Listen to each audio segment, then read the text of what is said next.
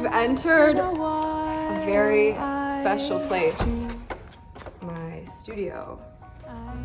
This is my work here, all over the place. So you can see, I'm a painter, primarily, and I do oil on canvas. This is also more of my work. I'm honored to be a part of the Prism campaign this year for Pride Month.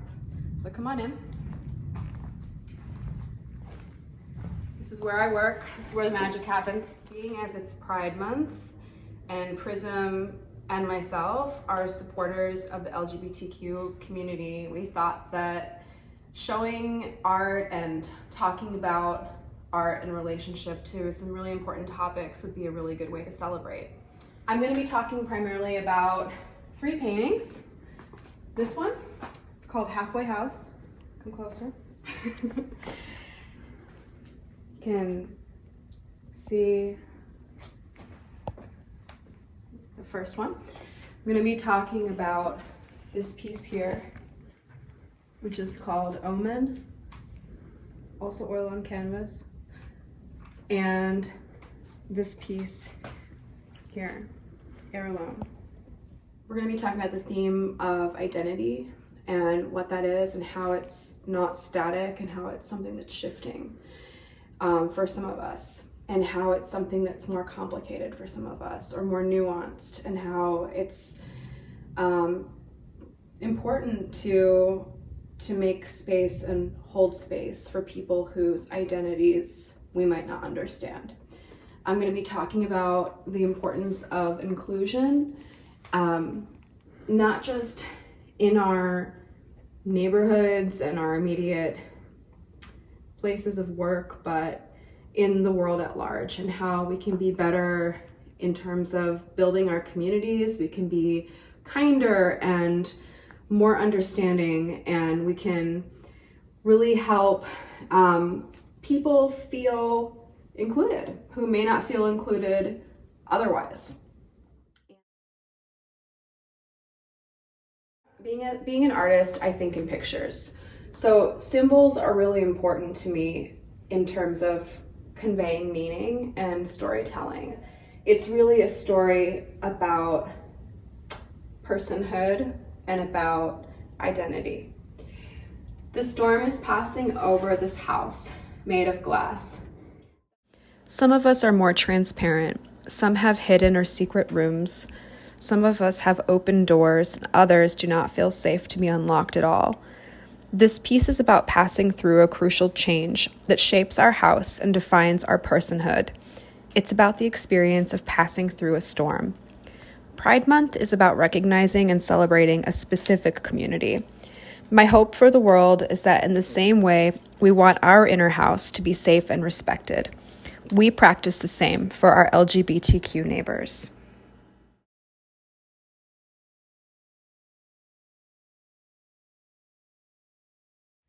I have a sibling who identifies as transgender. Back when I was growing up, and I think in a lot of places, these were things that weren't talked about. I made the connection to people being like houses in my last piece. My brother was like a house with a lot of rooms. We all have different sides of us. We all have different parts, and some of those doors are open and some of them are closed. But from first glance, looking at a person, you wouldn't know how many rooms are in their house. My brother had rooms and corridors and passageways.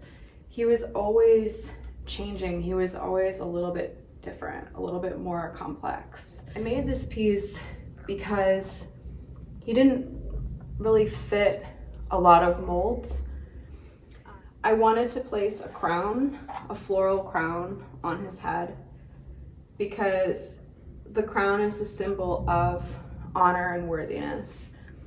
And I believe that no matter who you are, where you come from, that we all are worthy, and that we're all meant to become our highest selves.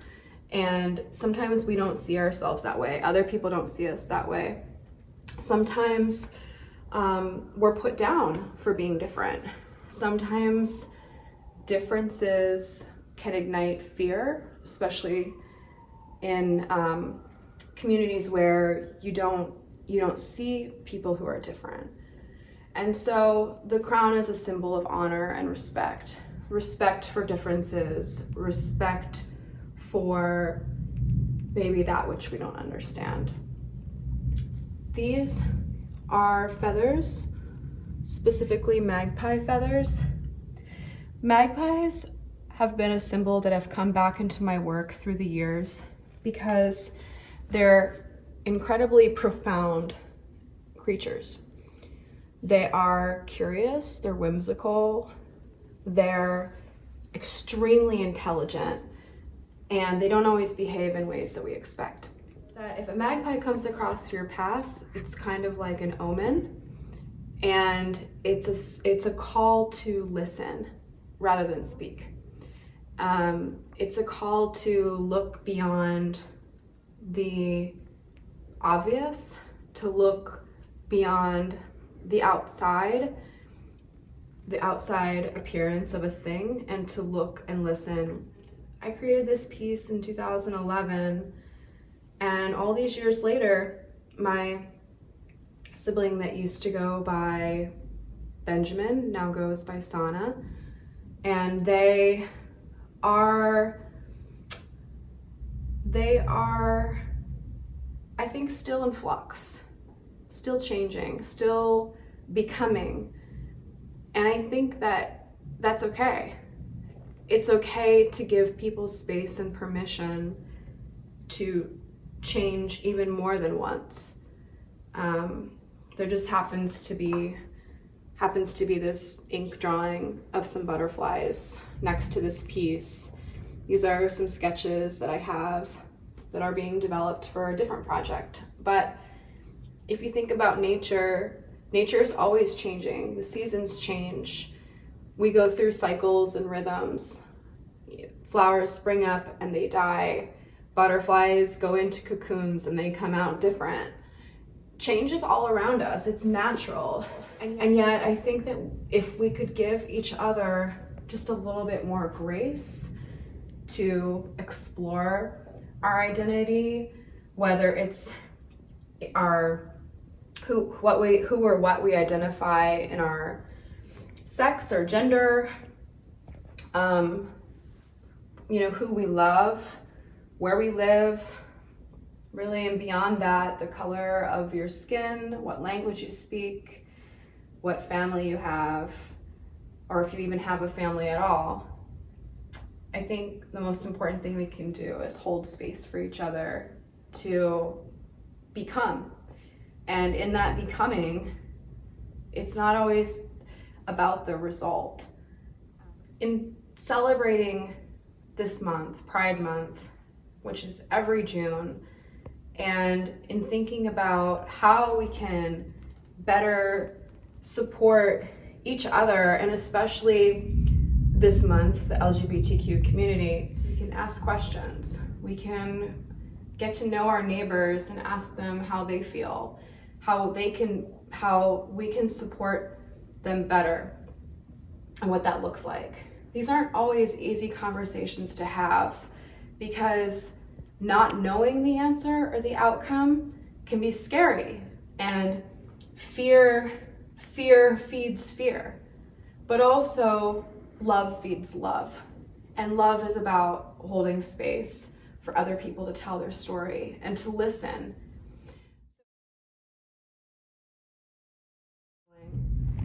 I've always loved the idea of a patchwork quilt in terms of talking about community.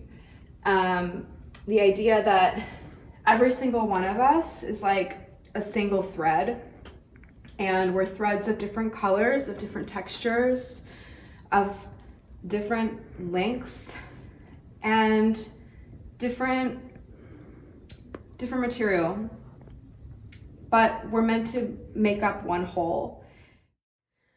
This piece is a self-portrait. I made this painting in response to the idea that I could have agency in my life and reshape my own story. The things that have happened to me, especially the ones I'd rather forget, could be remade into a story that is empowering and impactful.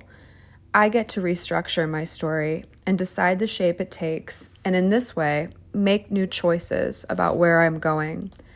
I see community like this too. Each person is like a single patch, and no two are alike. In healthy communities, no patch is left out or left behind. We need each one to create a beautiful whole, like a colorful tapestry. And when we treat one another with dignity and respect, we weave our social fabric a little tighter, and we become stronger in the process.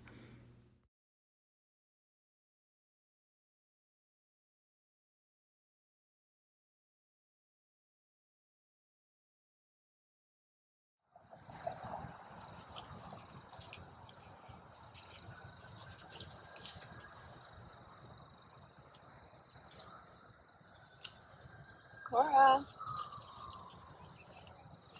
come here.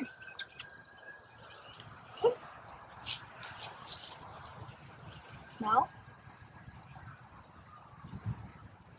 She likes to smell the flowers. This is Carroll Park.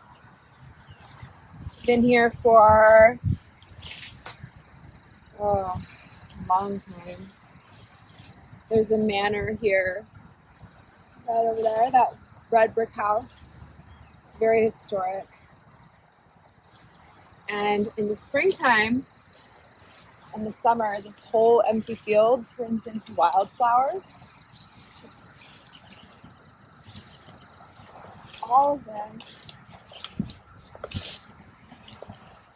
Carroll Park is right behind my studio. I don't know if a lot of people come back here, even though it's open and free to the public and it's beautiful, as you can see. What's interesting is that a lot of the bad stuff that people get into, drug dealing and such, happens just right over there.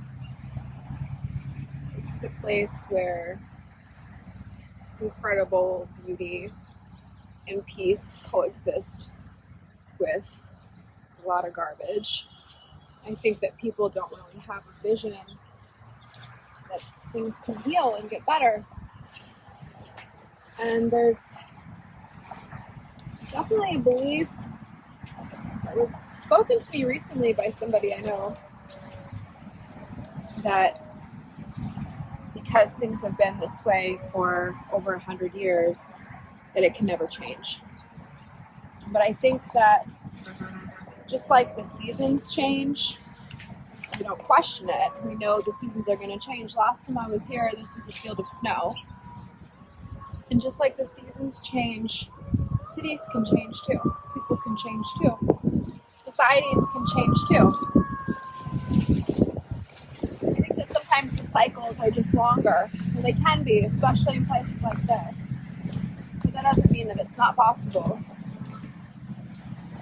I think that things have to change and that it's normal for change to come in cycles, even if that cycle is after 100 years.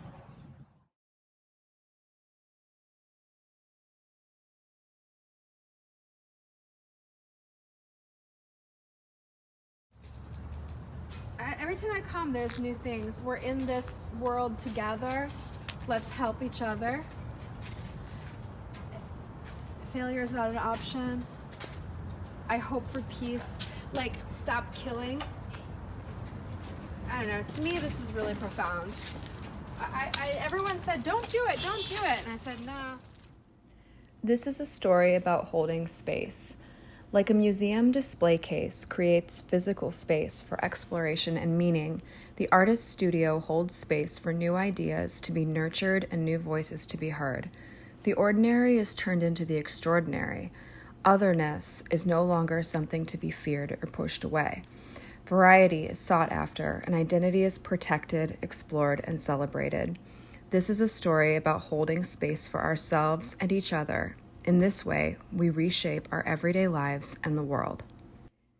When I came to Baltimore, I came with nothing but my own 2 hands and a vision for a new beginning. I was exhausted, downtrodden, and deeply depressed, and I knew I couldn't continue to live in the world as it had become in 2020. Toxic, full of hate, and divisive. It was dark and seemingly irreparably broken. I remember the exact moment I made the radical choice to authentically be the change I wished to see in the world, not in my words alone, but in my actions. I decided I wanted to give, to love, to create, and to heal, and to share that with anyone and everyone. I decided I wanted to use the gifts I have as an artist and apply them in a way that I believe could change the world. When I walked through the door, my initial reaction was horror. There were leaks, cracks, giant craters in the floor, so much dirt, and a resident raccoon. It seemed beyond repair and beyond hope, and at that point, I identified with the space.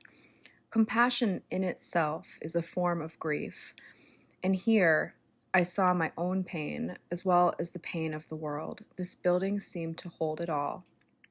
But then I saw a possibility, and I couldn't look away. The diamond was in there, buried, and it had to be mined out. I took every dollar I had, my basic knowledge of carpentry, and the willingness to figure things out with the help of YouTube, and I went all in. I didn't have a business plan. I didn't have any special support or backing. In fact, it was just the opposite. Many said I was making a mistake, but I rolled up my sleeves and went to work anyway. But now, I have a very important question for you. What does a pile of dirt, a brick, and a rabbit have in common? A pile of dirt. When I came here and committed in my heart to this passion project, I knelt down and scooped up a pile of dirt and ashes into my hands from the inside of the space. And I remembered in all of my overwhelm and list making of all that needed to be done, that it is out of the dirt that new life grows. A brick. Artists are born storytellers. Visual artists do this through images, of course. For me, physical objects and materials are vehicles to create meaning. So I tend to see first what is in its truest form, and then what it can be.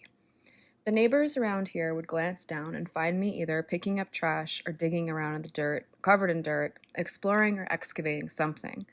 I dug up old mixtapes, bricks from the original foundation, and anything that seemed interesting at the time.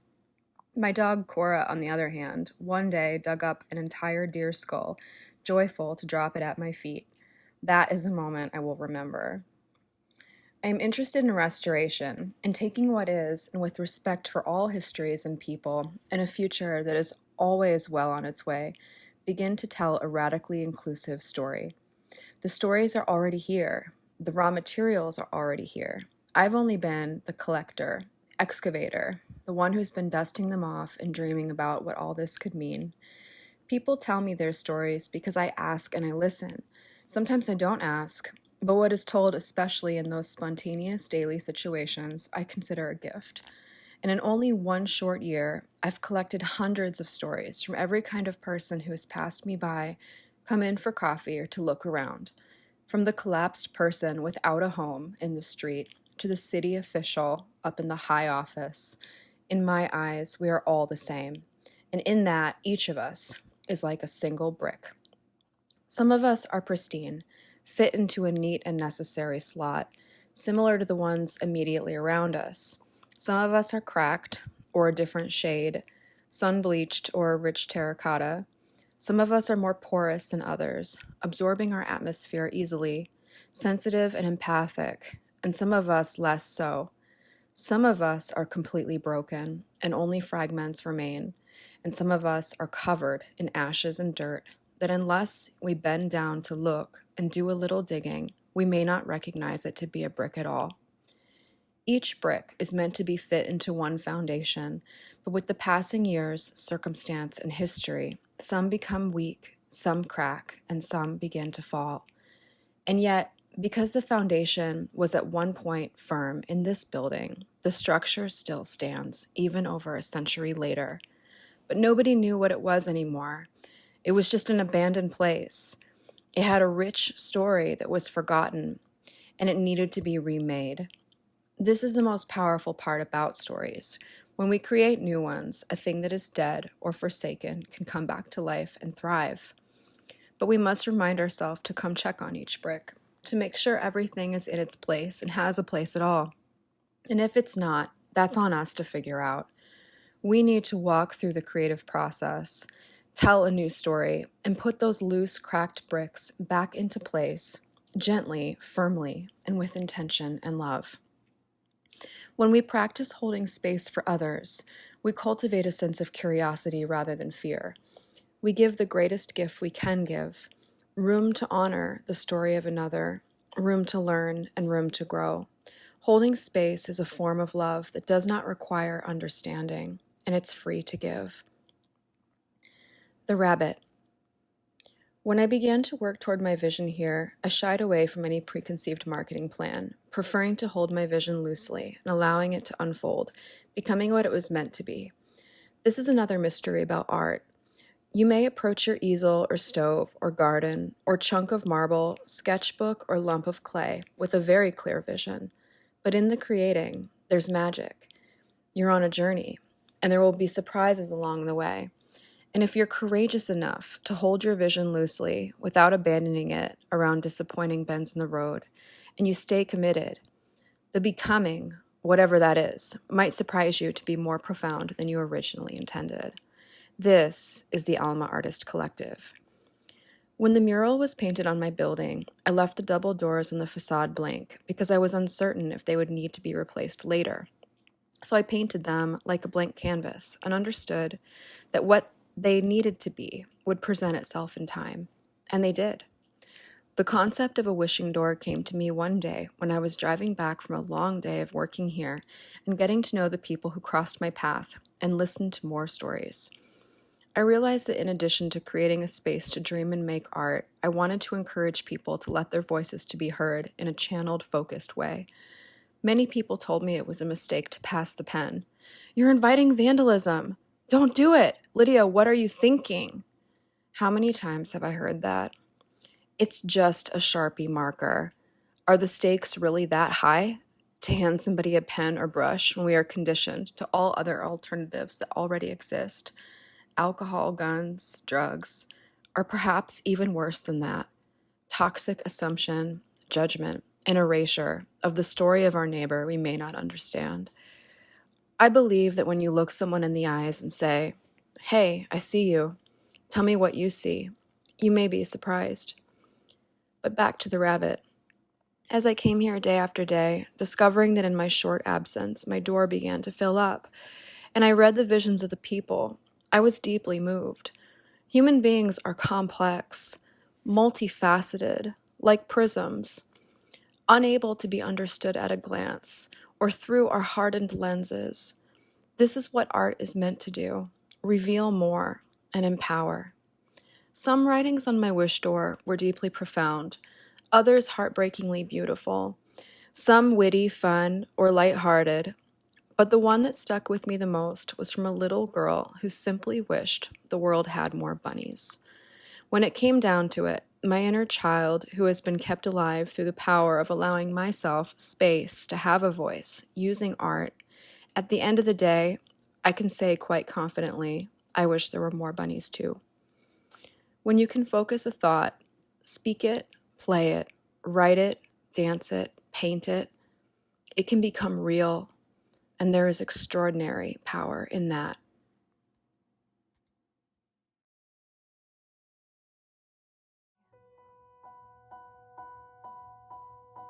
Once in a while I see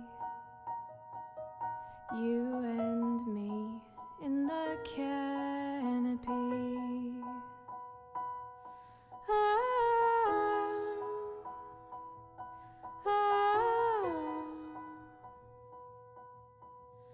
Once in a while I go